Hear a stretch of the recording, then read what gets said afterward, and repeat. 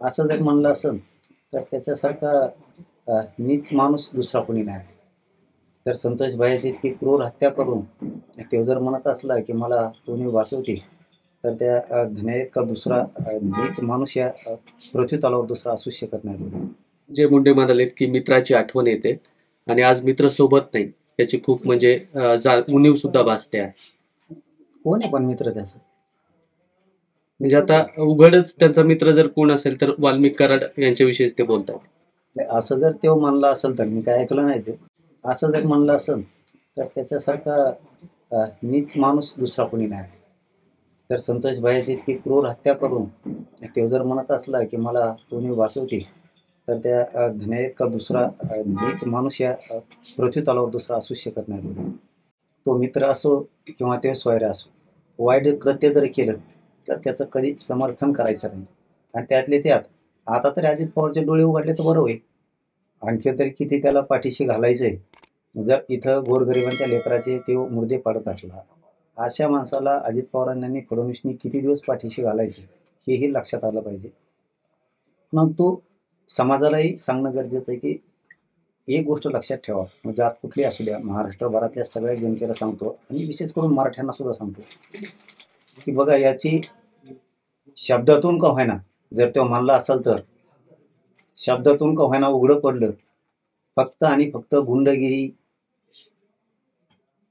भ्रष्टाचार करणं, लोकांच्या जमिनी हडपणं, कुणाचे प्लॉट हडपणं किंवा दारू पिऊन पोरांना त्रास द्यायला लावणं, त्याच्या समाजातले काही लोक हे गुन्हेगारीकडे वळून त्याच्यातून फक्त आणि फक्त पैसा कमवायचा, कोणालाही ब्लॅकमेल करायचं. मग मंत्री असेल, सरकार असेल, अधिकारी असतील किंवा मराठा समाजासारखे नेते असतील काही, यांना ब्लॅकमेल करायचा आणि स्वतःचा संसारच मोठा करायचा आणि त्यातून तो काळा पैसा, पापी पैसा उभा करायचा आणि त्याच्या लेकरा बाळासाठी लावायचा.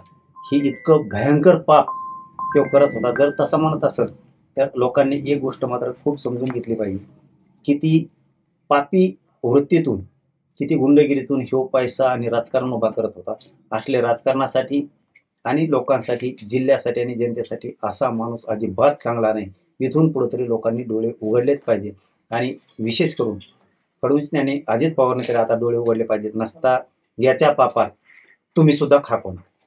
पुन्हा ते म्हणालेत की काय चुकलं असेल तर न्यायालय बघून घेईल, म्हणजे न्यायालयाकडे पुन्हा बोट केली. त्याचा अर्थ तोच आहे, त्याचा अर्थच तो होतो. मग याच्यावर अशी पुन्हा शंका येतात की बीडचा जो जेलर होता, त्या बीडच्या जेलमधला, कारागृहातला, तो यांनीच तर बदलला नसेल ना.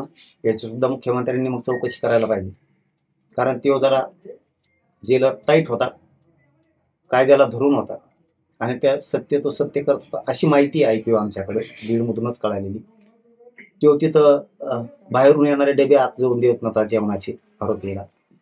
अनेक काही गोष्टी मनासारख्या आरोपीच्या तो होऊ देत नव्हता. इतका कडवट असा होता अशी माहिती. बीडचा जेलर जाणून बुजून त्याला कारागृहाच्या बाहेर घालण्यात आलं, त्याला निलंबित करण्यात आलं. याची सुद्धा गृहमंत्र्यांनी लक्ष घालून सखोल चौकशी करायला पाहिजे. याचा दबाव अजित पवारांच्या जीवावरती 100% संतोष भाईच्या केसवर असण्याची शक्यता आहे. शक्यता म्हणण्यापेक्षा 100%च अजित पवारला हाताखाली धरून संतोष भाईच्या केसमध्ये दबाव आहे. पण अजितदादाला आणि फडणवीसला सुद्धा सांगतो, संतोष भैया देशमुखांच्या प्रकरणातला एक जरी आरोपी सुटला, याचे दुष्परिणाम तुम्हाला वाईट बघावं लागणार आहे, लक्षात ठेवा.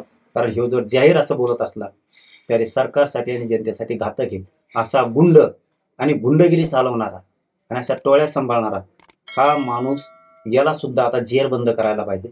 याला सुद्धा अटक सरकारने करायलाच पाहिजे, याची चौकशी व्हायला पाहिजे. माझ्या मॅटरमध्ये चल ना म्हणा त्याला.